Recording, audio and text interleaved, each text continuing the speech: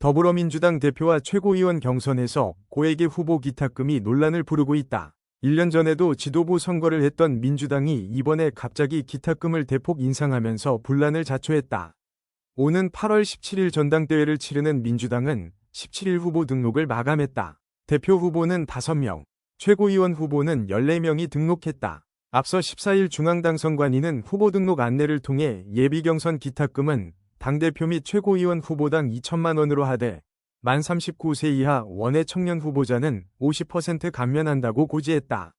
예비경선을 통과한 뒤 본경선에 진출하면 기탁금을 추가로 내야 해서 당대표 후보는 총 1억 원, 최고위원 후보는 총 5천만 원을 내야 한다. 선거운동에 들어가는 비용은 별도인이 원외 청년에게 50%를 감면해줘도 고액이다. 예비경선은 최고위원의 경우 중앙위원과 권리당원의 투표로, 대표의 경우 이에 여론조사를 실시해 23일 결론을 내린다.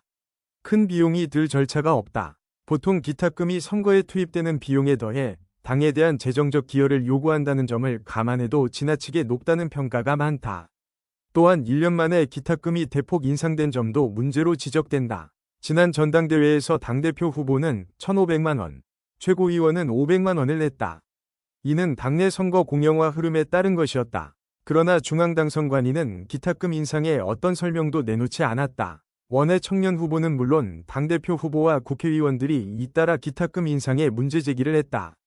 19일에는 이재명 대통령이 X계정에 올린 글을 통해 돈 때문에 선거에 나갈 수 없다는 건 슬픈 일이기도 하지만 부정부패의 유인을 키우는 일이라면서 현직 국회의원들이야 보수의 정치자금까지 있으니 부담이 적겠지만 원외 특히 청년들은 부담이 클 것이라고 시정을 촉구했다.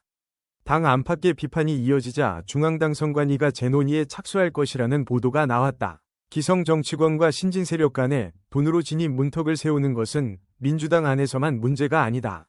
국회의원과 지방의원을 제외한 원외 정치인은 여전히 선거가 아닌 평시에 후원회를 설치해 정치자금을 모을 수 없다. 노회찬 의원의 안타까운 비극으로 개혁이 논의됐지만 여전히 제자리다. 선거에 떨어진 정치인이 재력가가 아니라면 정치나인이 될 수밖에 없고 검은 돈의 유혹에 언제든 노출된다. 정당 국고보조금을 이미 재정적으로 풍족한 거대 양당에 몰아주는 것이나 공직선거법상 선거비용 보전 기준이 지나치게 높은 것도 신진 정치 세력에 대한 재정적 진입 장벽이다. 정치 다양성 구현을 위해 선거제도 개혁 못지않게 정치자금 개혁도 중요하다. 노무현 대통령부터 이재명 대통령까지 국민의 지지가 있다면 돈이 없어도 정치를 할 수 있게 하자는 가치를 추구해왔다. 민주당의 기탁금 논란을 계기로 여야와 진보 보수를 넘어 거대 양당의 자금 독식을 완화하고 신진 세력에게 재정적 진입 장벽을 낮추는 노력을 해야 한다.